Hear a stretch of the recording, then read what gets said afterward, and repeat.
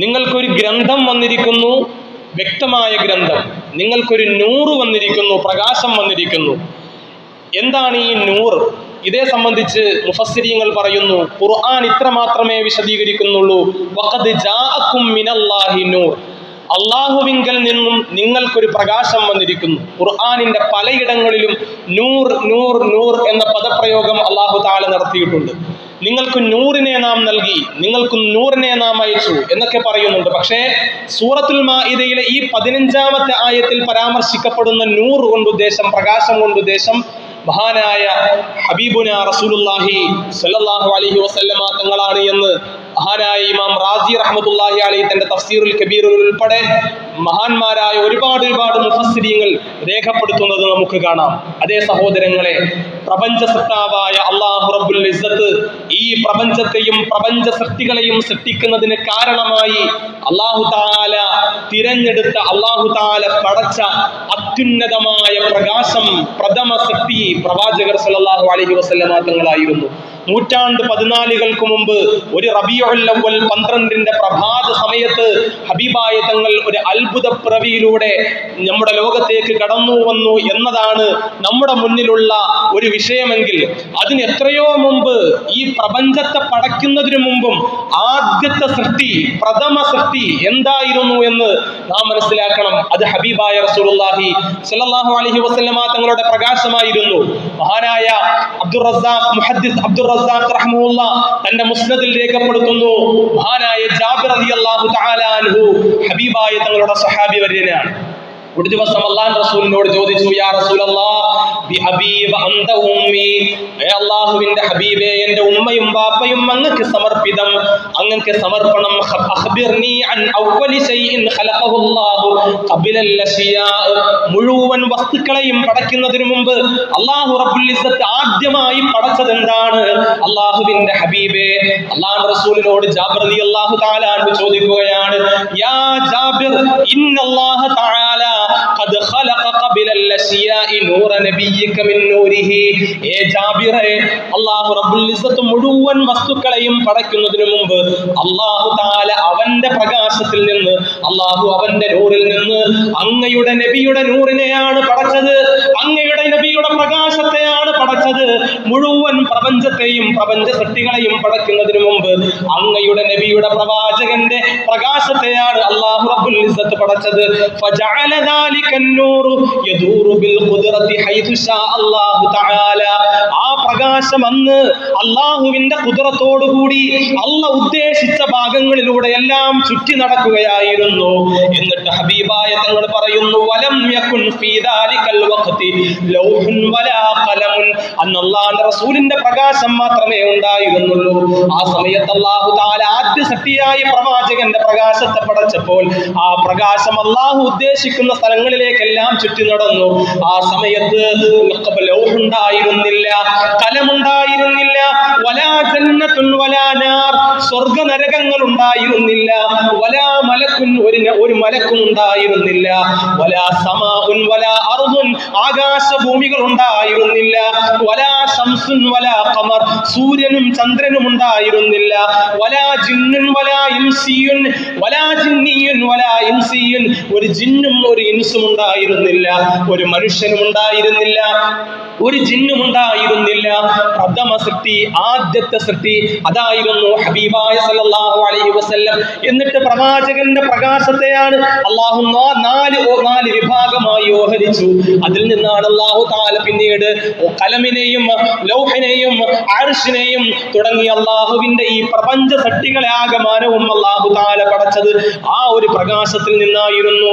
അപ്പോൾ അബുൽ ബശർ ആദം അലൈഹിസ്സലാത്തു വസ്സലാം അല്ല മനുഷ്യനിൽ നിന്നുള്ള ആദ്യത്തെ സൃഷ്ടി, അതല്ലെങ്കിൽ ഈ പ്രപഞ്ചത്തിന്റെ ആദ്യത്തെ പടപ്പായിട്ട് അല്ലാഹു തആല കലമിനെയോ ലൗഹിനെയോ അർശിനെയോ അല്ല പടച്ചത്. പിന്നെയോ അതിനു മുമ്പ് ആദം നബിയെ സൃഷ്ടിക്കുന്നതിനും 14,000 വർഷങ്ങൾക്ക് മുമ്പ് മഹാനായ ഇമാം ഖസ്തല്ലാനി റഹ്മത്തുള്ളാഹി അലൈഹി അലി ഇബ്നുൽ ഹുസൈൻ റഹ്മഹുള്ളയെ തൊട്ട് ഉദ്ധരിക്കുന്നത് നമുക്ക് കാണാം. തന്റെ അൽ മവാഹിബുൽ ലദുനിയ എന്ന ഗ്രന്ഥത്തിൽ കുന്തു നൂറൻ ബൈന യദൈ റബ്ബി ഖബല ഖൽഖി ആദം ബി 14,000 ആം. ആദം അലൈഹിസ്സലാത്തു വസ്സലാമിനെ പടയ്ക്കുന്നതിനും 14,000 വർഷങ്ങൾക്ക് മുമ്പ് എന്റെ റബ്ബിന്റെ മുമ്പിൽ ഞാൻ ഒരു പ്രകാശമായിരുന്നു. കുന്തു നൂറൻ ബൈന യദൈ റബ്ബി, എന്റെ റബ്ബിന്റെ മുമ്പിൽ ഞാൻ ഒരു പ്രകാശമായിരുന്നു.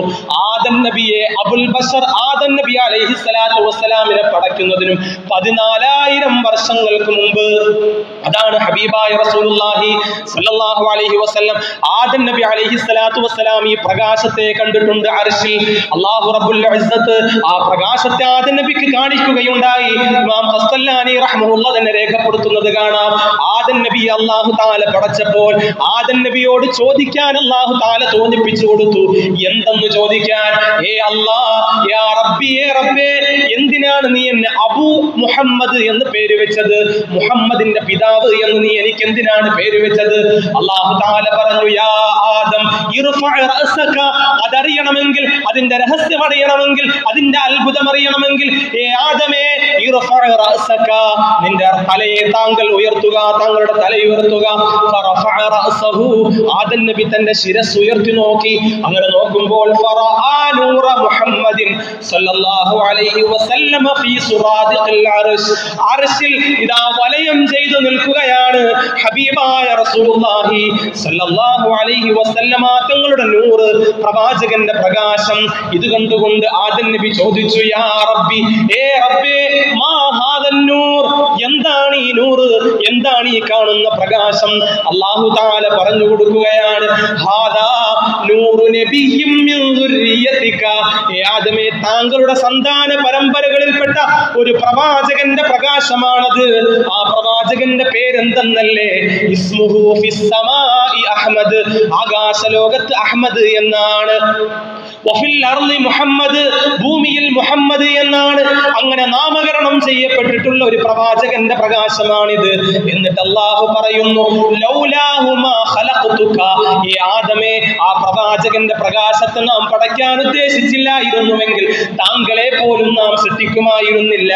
വലാ ഖലഖതു സമാഅൻ വലാ അർള, ആകാശത്തെ നാം സൃഷ്ടിക്കുമായിരുന്നില്ല, ഭൂമിയെ നാം പടയ്ക്കുമായിരുന്നില്ല.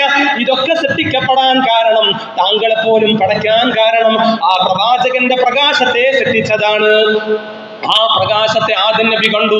മാലാഖമാർ അത്ഭുതത്തോടുകൂടി ആദരിക്കുന്ന ആ ആകാശലോകത്തിന്റെ സൈന്യങ്ങളുടെ ആദരവേറ്റുമാങ്ങുന്ന ആ പ്രകാശത്തെ കണ്ടുകൊണ്ടാണ് ആദം നബി ചോദിച്ചത്, ഫഖാല ഇലാഹി മൽദിയാഉല്ലദീ അറാ ജുനൂദുസ് സമാ തഅശു ഇലൈഹി തറദ്ദുദാ ഫഖാല നബിയ്യുൻ ഖൈറു മൻ ബതിഅത്തറാ വഅഫ്ളാലു മൻ ഫിൽ ഖൈരി റാഹാ അബിഗ്തദാ تخيرته من قبل خلقك سيدا وألبسته قبل النبيين سوددا.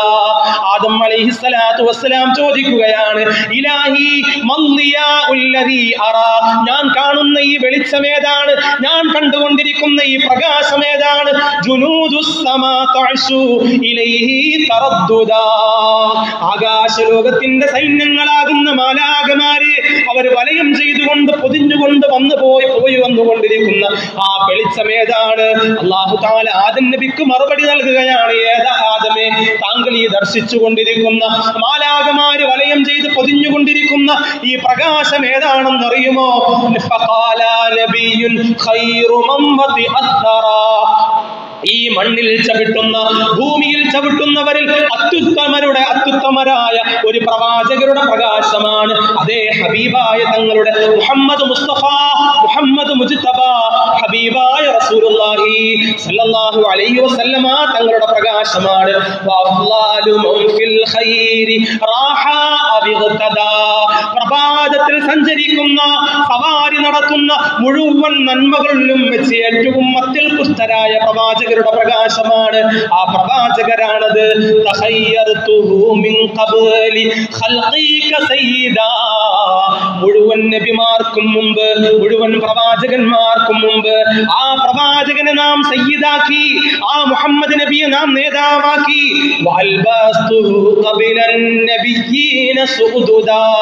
മുഴുവൻ നബിമാർക്കും മുമ്പ് നാം ആ പ്രവാചകന് മഹത്വം നൽകുകയുണ്ടായി. ഇതാണ് ആദം അലൈഹിസ്സലാത്തു വസ്സലാം അല്ലാഹു റബ്ബുൽ ഇസ്സത്തിനോട് ചോദിച്ച ആദം നബി കണ്ട പ്രവാചകന്റെ പ്രകാശം. ആ പ്രകാശത്തെയായിരുന്നു അല്ലാഹു റബ്ബുൽ ഇസ്സത്ത് ആദ്യമായി സൃഷ്ടിച്ചത്. അപ്പോൾ ഈ പ്രപഞ്ചത്തിലെ പ്രഥമ സൃഷ്ടി ഏതാണ്? ഹബീബായ റസൂലുള്ളാഹി സ്വല്ലല്ലാഹു അലൈഹി വസല്ലമ തങ്ങളാണ്. അതാണ് വിശുദ്ധമായ ഖുർആൻ ആ നബി തങ്ങളെ സംബന്ധിച്ച് നൂർ, പ്രകാശം എന്ന് പരിചയപ്പെടുത്തിയത്. ഖദ് ജാഅകും മിനല്ലാഹി നൂറുൻ വകിതാബുൻ മുബീൻ. അല്ലാഹുവിങ്കിൽ നിന്നും ഒരു പ്രകാശം, നൂർ നിങ്ങൾക്കിതാ വന്നിരിക്കുന്നു, വ്യക്തമായ ഒരു കിതാബും വന്നിരിക്കുന്നു. യഹ്ദി ബിഹില്ലാഹു മനിത്തബഅ റിദ്വാനഹു സുബുലസ്സലാം. ആ പ്രകാശത്തെ അനുധാവനം ചെയ്യുന്നു